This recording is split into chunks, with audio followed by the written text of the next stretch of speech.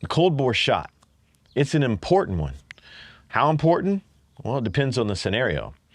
You have a brand new rifle, you're at the range with a limited quantity of ammo and time, and you're trying to make the best of it, and you're shooting at still targets. Or maybe you're on a once in a lifetime hunt, and if you miss, well, you're coming home empty-handed. Or worse than that, you shoot, hit the animal and wound it, and then you can't track it down. And while these are two different scenarios, I think our goal should be the same, and that's to have a successful cold bore shot. Now, one thing I'll add to that is the first round impact, because your first round may not be a cold bore shot. And let me tell you what I mean by that. If you're at the range and you're shooting strings of 5 rounds, maybe you're letting your barrel cool down, you won't necessarily be going back to a cold bore. That takes time. It has to come back down to a certain temperature. But once you start back up shooting, well, there's a first round that's coming out of that rifle. And maybe you've changed targets, you've changed direction, winds change, maybe environmentals have changed because of time. So that's what I mean by first round impact. All right, let's start out with the first one, rifle. What does that mean? Well, I don't necessarily mean the brand of rifle that you're shooting, more so the type. Is it a bolt action? Is it semi-automatic? What's the makeup of it? Is it lightweight hunting rifle? Is it a heavy target rifle? Is it a stock? Is it in a chassis?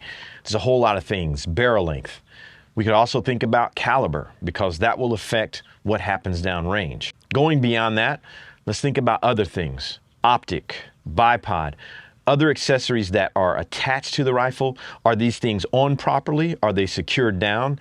Is that rifle secured in its stock or chassis? If the rifle isn't right, it's going to be very difficult to make that cold bore shot the way that you need to. Your rifle should be in good working condition, and you should know what it's capable of from a precision/accuracy standpoint. The standard has typically been a rifle that's capable of shooting 1 MOA or 1 inch at 100 yards for 3 to 5 rounds. If you're shooting a lightweight hunting rifle that has a light profile barrel, you may want to limit it to 3-round strings.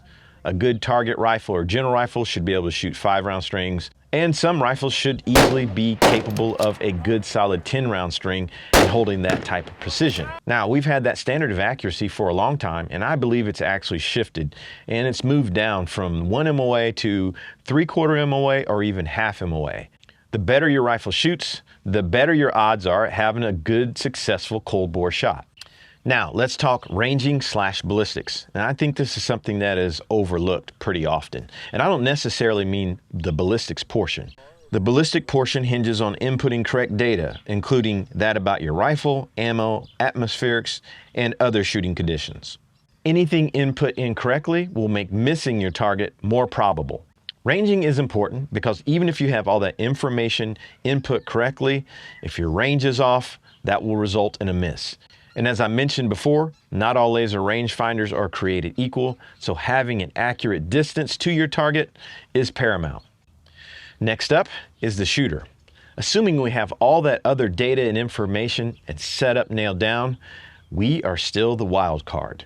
We can take all that great stuff and completely wreck it. So we need to make sure that we're properly executing the fundamentals of shooting. The shooter needs to pick a solid shooting position, and they need to know not only their own physical limitation, but their equipment limitation as well. Let's revisit that range and hunting scenario again. When you're at the range, you can pretty much pick whatever position you want to shoot in. Maybe you want to shoot in prone, maybe you want to shoot from a bench, maybe you want to do something like modified prone. If you're on a hunt, you may not be able to pick which position that you like the best. You may have to shoot from a tripod, you may have to shoot from a tree, you may have to shoot from a rock. And in my scenario, when I hunted in Africa, I shot several animals off the shoulder of my guide. So knowing what your personal capabilities are is very important. Again, the goal is to achieve a solid shooting position. Outside of that, the shooter needs to be able to estimate wind direction and speed, not only from where they're shooting from, but where they are shooting to, at least to the best of our ability. Now, we do have excellent tools such as Kestrels and other wind meters, and our Ballistics app will help with that as well. But we need to be able to evaluate that ourselves and make fairly accurate estimates. Now, like I said before, this is a very complex topic with a lot of detail. We're just going with this general approach.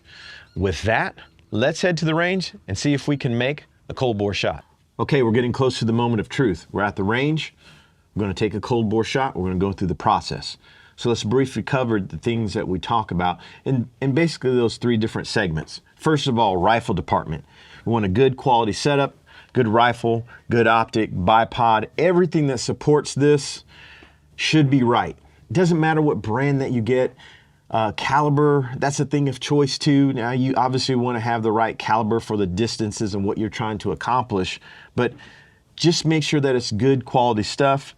This is the Accuracy International ATXC, and it's the official rifle of the PRS. Here's what I know about this thing.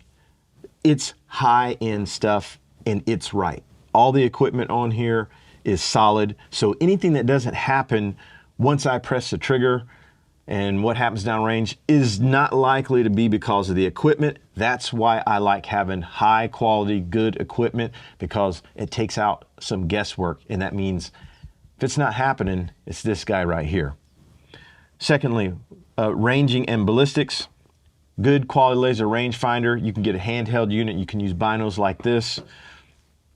Make sure that they're accurate and test them. Ballistics wise, using a Hornady 4DOF app inside of our phone. You just want to make sure that you put that data in properly, environmentals, make sure that the rifle profiles and all those things are set up properly. Again, we're making some assumptions here, and at some point we'll cover some of these other things in depth, but these are the things that need to be right before we can be successful with the cold bore shot. We've got good quality ammunition in the Berger 105 6mm Creedmoor. And then lastly, comes down to the shooter. I'll need to get behind the rifle, make sure I do everything properly in the shooting process, but then I need to evaluate too what's happening downrange environmentally. Did wind change?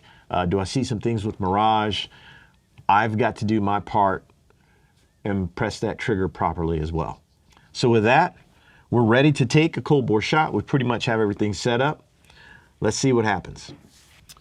All right, I'm picking a target, something that's, I won't say it's easy. It's full-size IPSC, 970 yards, 969, 970. So that's what we'll put in the solver is 970 yards. Another thing I want to add when it comes to ranging, make sure that your ranging setup is in line with your rifle. I would say somewhere between the chamber and the muzzle to get a proper reading. Sometimes you'll see guys that are 3 or 4 yards off the back of the rifle, giving that person a range. And again, if there's variance in the unit and there's variance in your consistency in what you're doing, those are the things that will make you miss, because those tolerances are kind of stacking up. So you've gone from being 3 yards off to a total of 6 or 7 yards off. And again, if your equipment isn't reading right, well, you can see how that could go south a little bit. So we've got our ballistic solver up. We're going to run the Hornady 4DOF. I'm going to type in 970 yards. I'm also going to get my shooting azimuth. That's the direction in which we're shooting. I'm just going to line this up like so.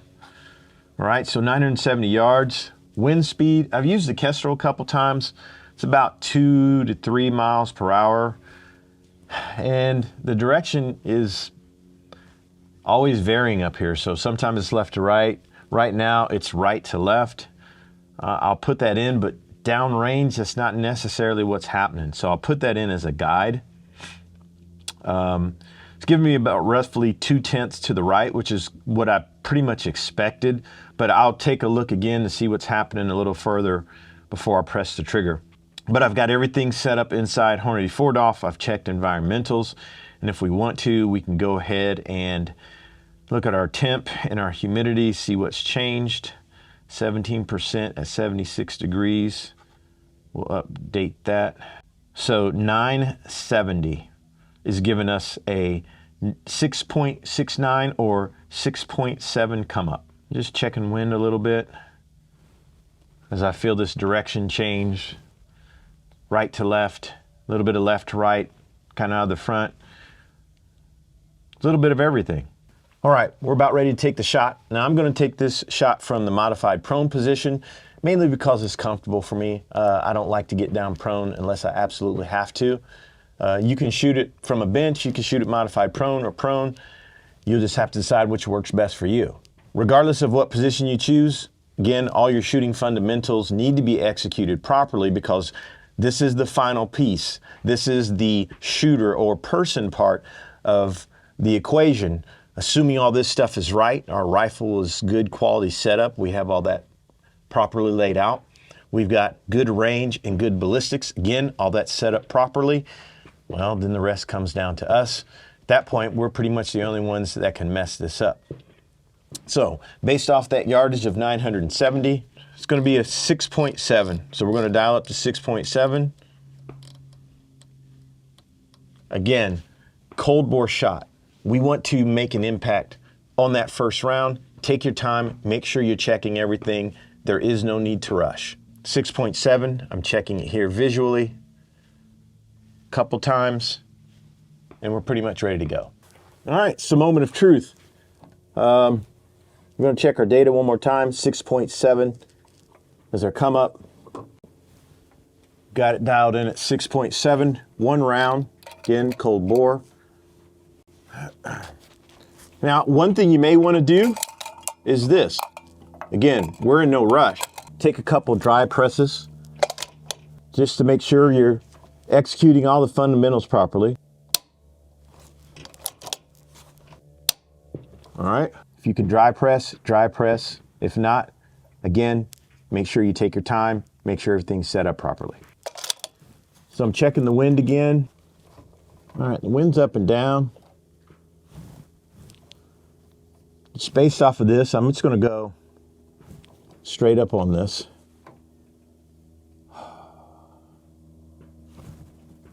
Now it's picking up. Always tricky here. Check down range.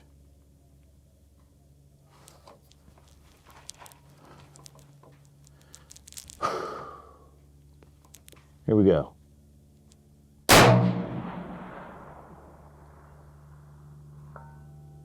Impact. It looked like it was good, left to right. Looked like it was a pretty good center placed hit, just the way the target swung. I'll have to look at the video and make sure.